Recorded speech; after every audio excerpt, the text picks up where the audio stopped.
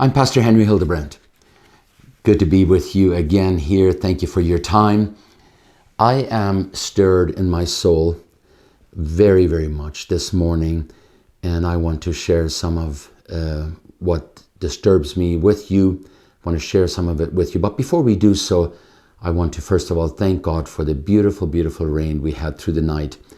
Ontario is doing much better this morning with having received such a wonderful blessing from heaven. Nothing like rain from above. Also, another blessing, I just came back from Montreal. We had a wonderful weekend with Pastor Carlos Norbel and his family, his congregation in Montreal. He invited me to preach there this weekend. Had such a wonderful, wonderful time with them. Thank you, Dr. Carlos. That was so kind of you to invite me. I want to share something with you that I thought was extremely disturbing. While I was in Montreal, something serious was going on in Ottawa, and many of us know what I'm talking about. There was a protest happening. It had to do with the drag queen story time that's been flooding our news nationwide, actually beyond just this nation, but Canada seems to be determined to be the lead for the world, to spearhead this wickedness. And I am extremely, extremely sad about that. What a beautiful, beautiful country we live in. I thank God for the privilege to be living here. What beautiful nature, resources, and on we have in Canada. So extremely disappointing to see a fallen system take over in such a rapid state, such a rapid way to do it. I can hardly comprehend how this is possible. So back in February of 22, we had the 3 weeks in Ottawa where it was bitter, bitter cold. The truckers were there, fathers that are trying to make a living. Basically, they came to Ottawa. All they said is, can we please continue to work? Can we please continue to provide for our families? No answer, nothing. Prime Minister never met with them. The MPs stayed as far away as they could. There was nothing there. Obviously, they didn't care. They had 3 weeks, and it was bitter, bitter cold, and these people were there, and they honked their horn and asking, can you hear us? Can you hear us? We need to feed our families. Would you please allow us to continue to work? No answer. Not only that, they were driven out of there with brutality. The government got police together and drove them out of there. Unbelievable, unbelievable. So here we have, in 2023, we have a protest going on, and this protest is against what is happening in our nation. Like I said, the drag queen story time wickedness. And what do we see? There are the MPs. There are the MPs. No problem showing up, no problem integrating. They know exactly what to do when it comes to wickedness. What a fallen system. I have no hatred against any person at all, anywhere. But we hate the system. We hate what it's doing. There's something very, very wrong when 17-year-olds have to be out in the street and handing out Bibles and trying to defend family structure, and our very own government does whatever they possibly can, aggressively trying to destroy exactly what these young ones are standing up for. Unbelievable, unbelievable. That is the time we're living in. You know what's worst of all is that they're destroying our children.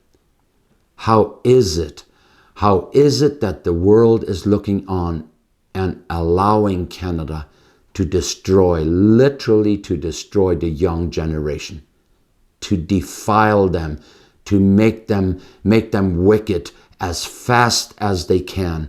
Not only that, but Canada is inviting the whole world. Come and see. Come. We will take in the refugees. If your country doesn't allow it, if your country stands up for the Bible, come to Canada. Here we don't. Here we don't. Here we have thrown the Bible out. Here we have thrown the family structure out. Here we don't stand up for what is right. Here we stand up for these vile, wicked things. Come over here. You're welcome. You're welcome to come here. And you know what really upsets me is that people in our government that should know better, that claim that they are against what this liberal agenda is doing, where are they? Where were they on the weekend? Where are they when it comes to support handing out Bibles? But you know what? I guess they're too afraid. I guess they're too afraid. They just don't know. Will that give me the votes that I need? Will that give me the support that we... Oh, I wish we had people that would rise up. But you know what? This confirms what we have said all along. Politics can't fix it. Politics is not the answer. It will take individual people like Josh Alexander and others that will rise up. How I admire these people, how I pray for their courage to keep on standing.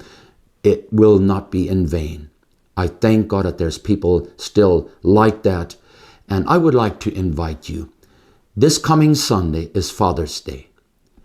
Should we rise up together with fasting and prayer before Sunday? Should we get ready and should we call on our fathers of this land?